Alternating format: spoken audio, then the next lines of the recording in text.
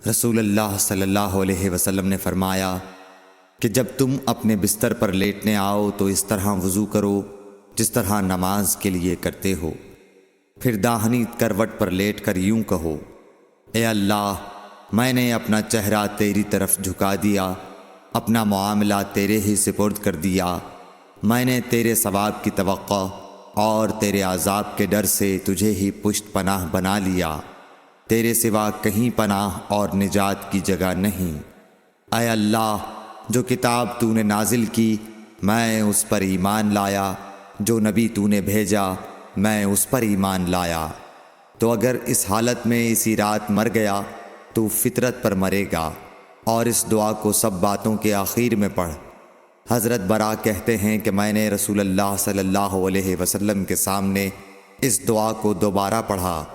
جب آمنت بکتابک الذی انزلت پر پہنچا تو میں نے ورسولک کا لفظ کہہ دیا۔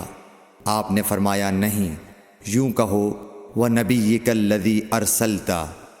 صحیح بخاری حدیث نمبر 247۔